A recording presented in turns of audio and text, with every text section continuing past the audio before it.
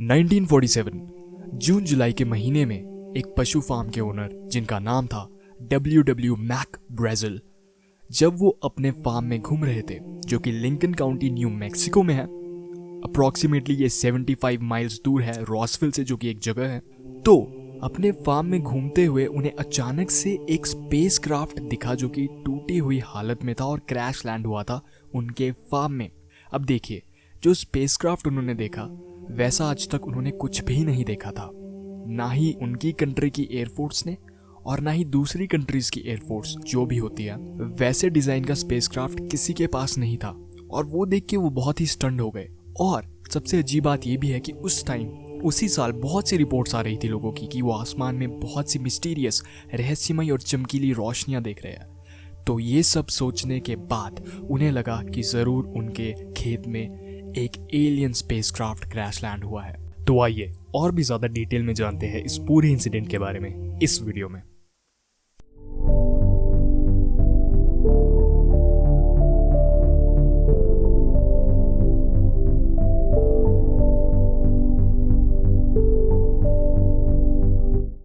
Video के introduction में मैंने आपको बताया कि जो फार्म ओनर थे उन्होंने अपने फार्म में एक स्पेसक्राफ्ट के डिब्री को देखा, राइट। देखिए, आप ये बिल्कुल मत सोचिएगा कि उन्होंने पूरे के पूरे स्पेसक्राफ्ट को देखा। वहां पर डिब्री था स्पेसक्राफ्ट का और उन्होंने जो देखा उसके बेसिस पे उन्होंने ये सोचा कि जरूर ये हिस्सा किसी स्पेसक्राफ्ट का होगा। क्योंकि देखिए, जो डिब्री वहां पर पड़ा हुआ था या फिर जो स्पेसक्राफ्ट के टूटे फूटे हिस्से थे उनमें क्या क्या इंक्लूडेड था। देखिए, रबर स्ट्रिप्स थी, उनमें टिन फॉइल था, थिक पेपर था और ये ऐसी चीजें थी जो उस टाइम पे कॉमन नहीं थी बिल्कुल भी और स्पेसक्राफ्ट्स में यूज नहीं होती थी।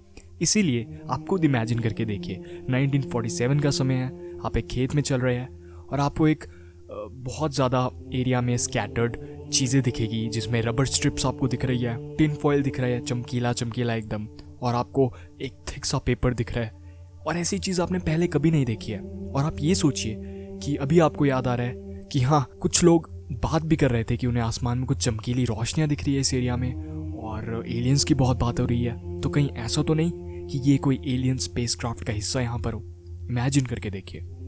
तो आइए कंटिन्यू रखते हैं स्टोरी को। तो अभी तक हमारी स्टोरी में जो ओनर है फार्म के, उन्हें मिली बहुत ही वियर्ड सी डिब्री अपने खेत में जहाँ पर रबर स्ट्रिप्स, टिन फॉइल और थिक पेपर पड़े हुए थे।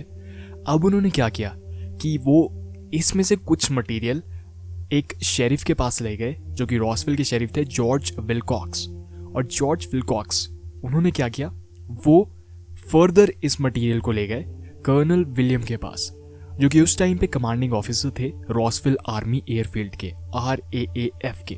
और अगले ही दिन ये सब चीजें हो जाने के बाद RAF ने एक स्टेटमेंट रिलीज की जिनमें उन्होंने लिखा था कि the many rumours regarding the flying disc became a reality yesterday when intelligence office of the 509th bomb group of the 8th Air Force, Roswell Army Airfield, was fortunate enough to gain possession of a disc through the cooperation of one of the local ranchers and the sheriff's office of Shaves County. तो यहाँ पर statement बहुत ही interesting है क्योंकि यहाँ पर खुद RAAF ने ये माना है कि हाँ, हमें उनके खेत में कुछ ऐसी चीज मिली है जो कि एक फ्लाइंग सॉसर के हिस्सा है, फ्लाइंग डिस्क का हिस्सा है। और ये जो भी रूमर्स चल रही थी किसी फ्लाइंग डिस्क के बारे में, ये रियलिटी हो गई है क्योंकि हमें एविडेंस मिल गया है बहुत सॉलिड इसके बारे में, क्योंकि ये खुद आके क्रैश लैंड हुई है उस खेत में। देखिए, मैं फिर से पॉइंट आउट करना चाहूँगा यहाँ पर कि खुद RAAF ने ये न्यूज़पेपर में स्टेटमेंट रिलीज की। तो ये आप अपने दिमाग में रखिएगा। ये जो स्टेटमेंट मैंने आपको भी बताई इसमें एक और चीज़ भी इंक्लूडेड थी और वो ये थी कि खुद एक इंटेलिजेंस ऑफिसर US आर्मी के मेजर जेसी साइट पे गए। साइट उन्होंने खुद देखी, एग्जामिन की, वहाँ से मटेरियल्स भी रिकवर किए, मटेरियल्स वहाँ से खुद लाए, राइट। और फिर उन्हें एग्जामिन उन्होंने US आर्मी ने किया होगा। अब देखिए, ये बहुत इंटरेस्टिंग टर्न यहाँ पर आ रहा है कि कुछ दिनों के टाइम में ही US गवर्नमेंट जो थी एज वेल एज जो US आर्मी थी, उन्होंने अपने क्लेम को बदल दिया। कैसे बदला?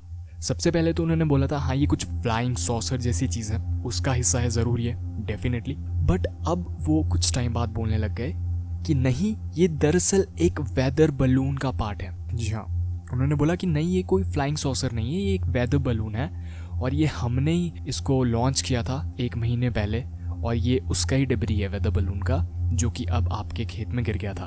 तो ये उन्होंने यहाँ पर बहुत ही ड्रास्टिकली अचानक से यू टर्न लेके अपने क्लेम को ही बदल दिया। जो पहले वो बोल रहे थे कि ये एक फ्लाइंग सॉसर है, अब वो बोल रहे थे नहीं, ये एक वेदर बलून का हिस्सा है। तो देखिए, सारी चीज़ें होने के बाद ये जब एक और नई स्टेटमेंट आई, उसके बाद कई लोगों ने बोला कि ज़रूर गवर्नमेंट कुछ कवर अप करने की कोशिश कर रही है, क्योंकि ये तो अचानक से ही उन्होंने अपनी स्टेटमेंट बदल दी और बहुत टाइम बीत गया इसके बाद। कुछ लोग तो शायद इस इंसिडेंट के बारे में भूल भी गए। बट फिर इंटरेस्टिंगली 1994, इतने सालों बाद, यूएस एयरफोर्स ने एक रिपोर्ट रिलीज की जिसमें कहा गया कि जो वेदर बलून की स्टोरी हमने बनाई थी ये मनगढ़ंत थी। जी हाँ, उन्होंने खुद क्लेम किया कि ये तो हमने एक ऐसी फिक्शनल स्टोरी बना दी, क्योंकि उस टाइम पे जो हमें डेब्री मिला था, जो ये हम बोल रहे थे कि स्पेसक्राफ्ट यहाँ पर क्रैश हुआ है, वो दरअसल एक्चुअली हम एक प्रोजेक्ट पे काम कर रहे थे। एक हमारा नया डिवाइस था जो कि हमने सोचा हम बनाएंगे और हम टेस्ट कर रहे थे कि वो हाई एल्टीट्यूड, क्योंकि उसमें हाई एल्टीट्यूड बलून्स भी थे, और वो इसीलिए उन्होंने बनाया ताकि वो यूएसएसआर की एक्टिविटीज़ पे नज़र रख सके कि कहीं वो एटॉमिक बॉम्ब की टेस्टिंग तो नहीं कर रहे, और अगर कर रहे होंगे तो क्योंकि उस डिवाइस में बहुत ही सेंसिटिव माइक्रोफोन्स भी लगे थे, तो हमें पता लग जाएगा कि अच्छा वो टेस्टिंग कर रहे हैं। और इस पूरे प्रोजेक्ट का नाम उन्होंने उस टाइम पे दिया था प्रोजेक्ट मोगुल। तो 1994 की रिपोर्ट में उन्होंने ऐसा बोला कि प्रोजेक्ट मोगुल उस टाइम पे बहुत ही कॉन्फिडेंशियल था, इसलिए हमें एक कवर अप स्टोरी बनानी पड़ी, और इसलिए हमने कहा था कि एक वेदर बलून है। बट ये वेदर बलून नहीं था एक्चुअली, ये एक डिवाइस था जिसमें हाई एल्टीट्यूड बलून्स इक्विप्ड थे और माइक्रोफोन्स भी लगे थे, ताकि हम यूएसएसआर की एक्टिविटीज़ पे नज़र रख सके, साउंड वेव्स को डिटेक्ट कर सके, और ये एक स्टेल्थ टाइप का डिवाइस हमने बनाया था, एक्सपेरिमेंटल। तो 1994 में ये कहा यूएस गवर्नमेंट ने और यूएस एयरफोर्स ने। तो देखिए, अभी तक हमने बात की सिर्फ स्पेस क्राफ्ट की, बट आप पूछेंगे कि वेक्स, बहुत से लोग तो ऐसा भी बोलते हैं कि उस टाइम पे एलियन बॉडीज रिकवर की गई थी, उस स्पेस क्राफ्ट जैसी चीज़ थे।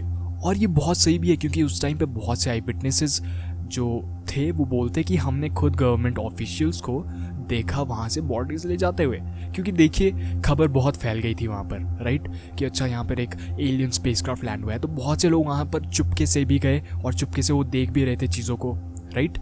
तो बहुत से लोगों ने ऐसा बोला कि हमने खुद देखा ऑफिशियल्स को, जो गवर्नमेंट के ऑफिशियल्स थे, जो आर्मी के ऑफिशियल्स थे, वो वहाँ से बॉडीज़ ले जा रहे थे, वाइट कलर की बहुत ही अजीब सी एलियंस की बॉडीज़ ले जा रहे थे। इसके लिए भी एक एक्सप्लेनेशन आई गवर्नमेंट की तरफ से 1997 में, और उन्होंने बोला कि वो बॉडीज एलियंस की नहीं थी, वो टेस्ट डमीज थे। हमने अपने उस जो हम सीक्रेट डिवाइस पे वर्क कर रहे थे उसके साथ हमने कुछ टेस्ट डमीज भी उसमें रखे थे, ताकि हम टेस्ट कर पाए, सिमुलेट कर पाए रियल लाइफ इंसानों को हम क्या उसके साथ भेज सकते हैं या नहीं। तो ये एक एक्सप्लेनेशन गवर्नमेंट की आई, और ये काफ़ी हद तक हम मान भी सकते हैं, क्योंकि आजकल भी हम देखते हैं कि कार्स की सेफ्टी रेटिंग जब दी जाती है तो अंदर टेस्ट डमीज़ को रखा जा सकता है।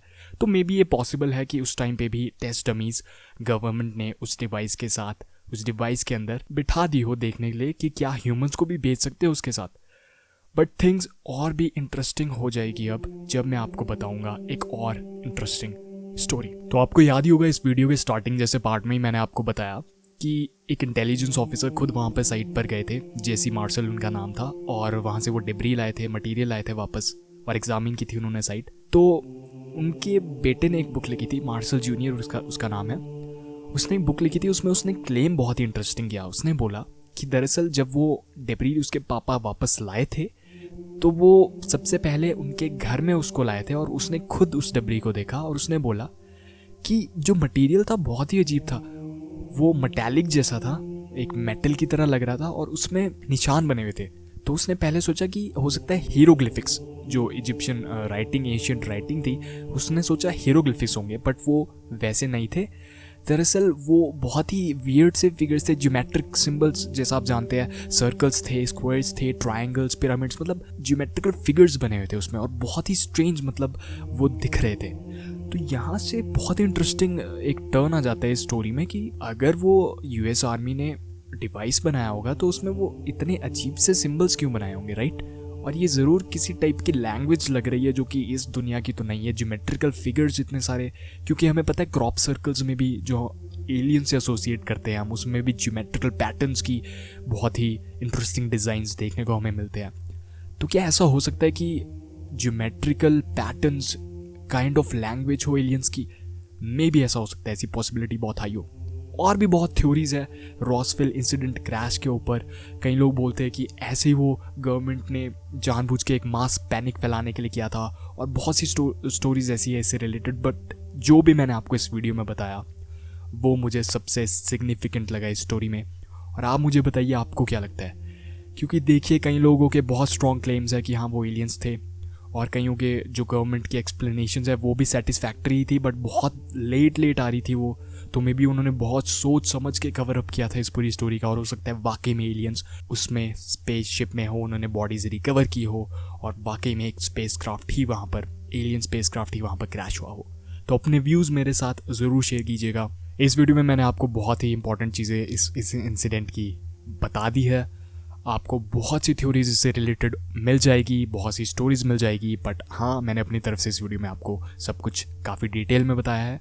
और अब ये आप डिसाइड करिए कि क्या हो सकता है रॉसवेल इंसिडेंट का सच।